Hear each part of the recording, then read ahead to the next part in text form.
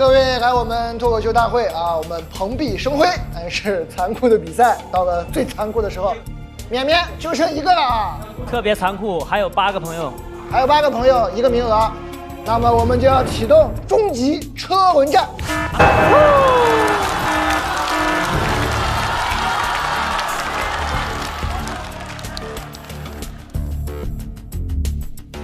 车轮了，就要车轮战了。终极车轮战的规则是这样的，大家轮流上台表演，打分，进入待定区。你下一个人跟你平票，2个人就一起站在待定区，直到被一个更高票的人淘汰。最终我们剩下8个人里票数最高的若干位，再由观众投票。买定离手啊，兄弟们，一人选一个。谁呀？豆豆。来，我站吴星辰。吴星辰，没有人买昌叔吗？站吴星辰还是豆豆？豆豆这边，吴星辰那边。昌叔。昌叔。昌叔啊！昌叔。昌叔在不在？昌叔中间。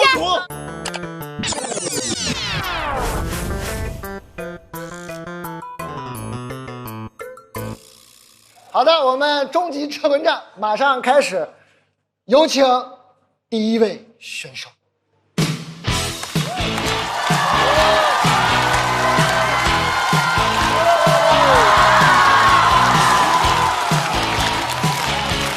嗨，朋友们，大家好啊！好像一个明星啊！我叫豆豆，今年25岁了啊。其实对于一个男生来说，25岁是一个很微妙的年龄，你生理上的那个开关基本上就被关掉了，对吧？不会再长了嘛，对吧？我现在每洗完澡都会看一看镜子里的自己。OK。我的身高呢就定格在了1.68米啊，这其实是一个痛点。我现在去坐地铁的时候，和很多女生一样，我一定要找到一根属于我自己的杆子，我心里才会有安全感。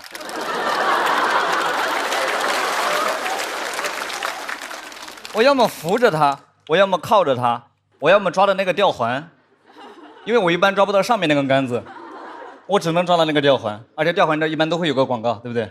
啊，我觉得这个设计还挺巧妙。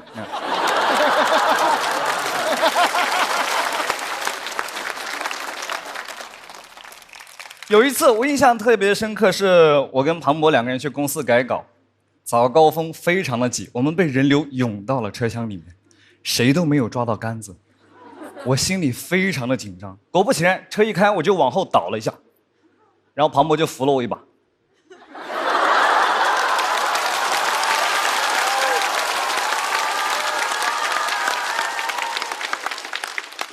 然后他对我说：“你可以抓着我的包。”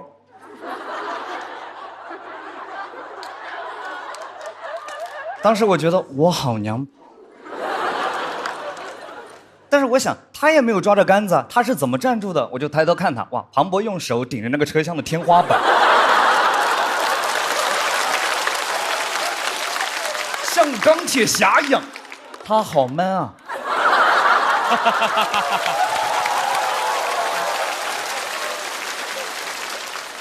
！25岁这一年也迎来了自己人生上的一些小小的变化，我也交了自己的女朋友啊。我也发现，其实爱情好像也不全都是美好的滋味，对吧？我们也在一个磨合的时期。我的女朋友呢，她分不清东南西北。其实现在很多年轻人都分不太清，对吧？对吧？年轻人不太会用这种 old school 的辨位方法，对吧？大家都有一套属于自己的定位系统。找自己的参照物，对吧？我的女朋友就是3个参照物：全家、星巴克、地铁站。每次打电话问她你在哪啊？我在全家这旁边有个星巴克，后面就是地铁站。在上海这3句话你说了像没说一样。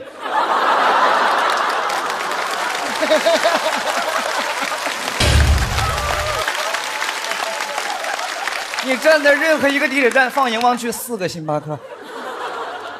我女朋友出门以后，她就不相信自己的眼睛了，她只看导航，她只看导航。我不知道大家有没有观察过一个女生看导航，我女朋友点开那个手机软件的时候，那个导航软件的时候，她会先跟着那个光标转上那么一圈，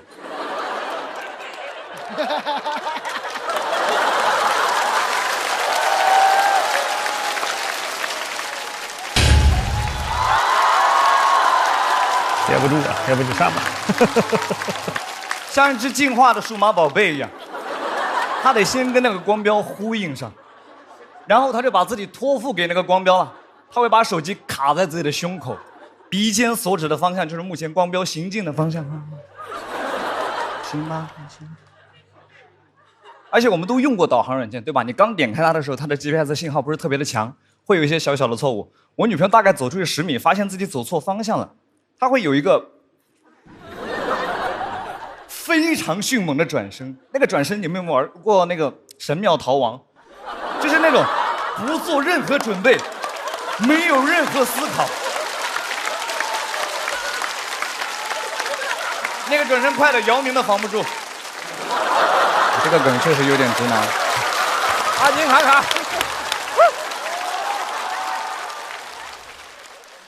有一次我印象非常深刻，他说他要去个什么地方，他说他来导航，我就跟着他的导航走，到了一堵墙的面前，他停了下来，是那种很淡定的停下来，没有很慌张，没有啊这是哪里，没有，很淡定，感觉他在等这堵墙，感觉他在和这堵墙排队，我在边上，我很着急，我说我们在等什么呢？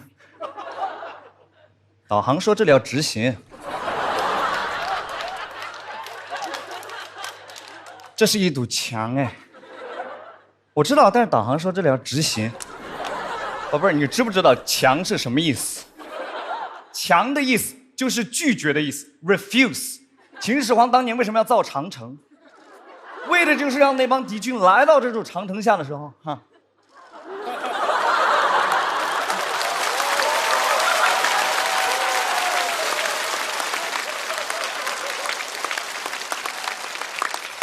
走吧，长城这怎么打？换作是我女朋友，她可能会改写历史，对吧？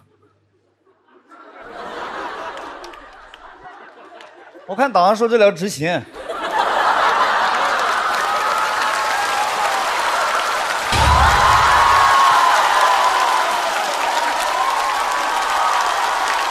关灯了，哇，压力巨大。他要是直接4灯了，那是为什么呢25岁了，也迎来了自己事业的上升期啊！今年也办了自己全国的巡演，去到了很多的城市。我发现，在很多城市的地铁里都会有这样一个违禁品宣传片，就是告诉大家什么东西你不要往地铁上带。我觉得大家大概的意识里是知道我什么东西不要带到地铁上的，但是这种宣传片它往往拍得非常的奇怪，就是会有一个大哥，他拿着一箱子所有不能带的违禁品，放到那个安检仪上。然后那个安检人员小姐姐会跑出来，哈，这个然后那个大哥啊，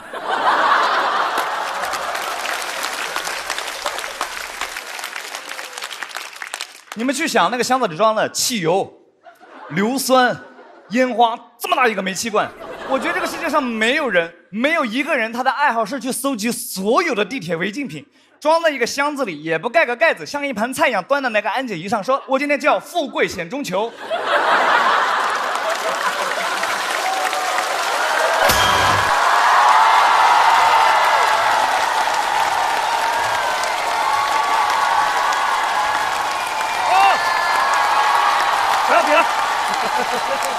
晋级了，结束了。我回家了，回家。不比了，不比了。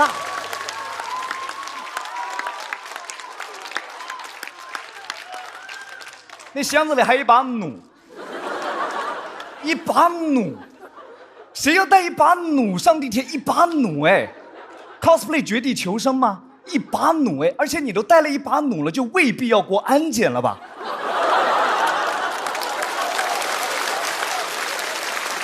会不会太讲道理了？这个杀手确实不太冷啊！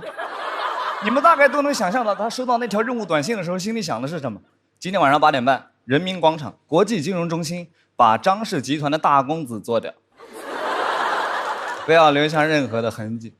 人民广场，那还是地铁方便啊，对吧？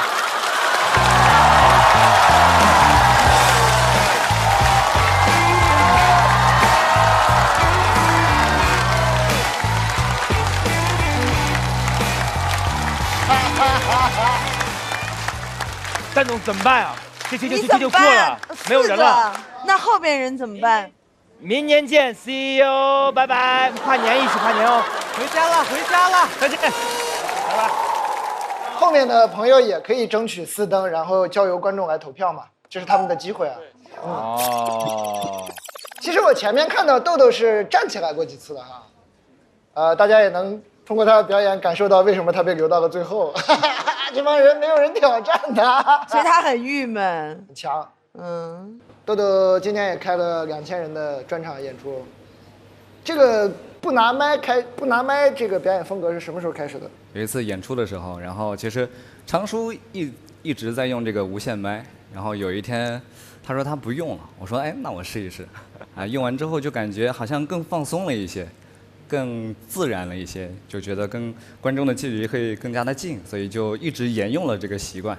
我觉得可以更多的来展现自己的一些身体的机能，对动作。刚才还有10几个人的时候，然后我就开始很慌，因为我就在想豆豆为什么还不上，因为我不知道后边有什么不可预测的结果出现，所以我就一直希望豆豆上，我就赶紧把这个灯拍了，就了了心愿。我感觉豆豆解放了双手以后，气场真的更强了，比去年还强。而且他不说，我完全没有想到他1.6几，我老觉得他1.76这个样子。这是心里话，因为他上一季的时候也是上来就是非常强，对我从来没想过他1.6。他在你心里的这个形象非常高大，气场1.8米。对啊，人1.68米。躺着看啊，这样啊，行。好，那么豆豆以4灯的成绩进入待定区。太棒了，太强了，基本上就是豆豆。压力也太大了，就得4灯。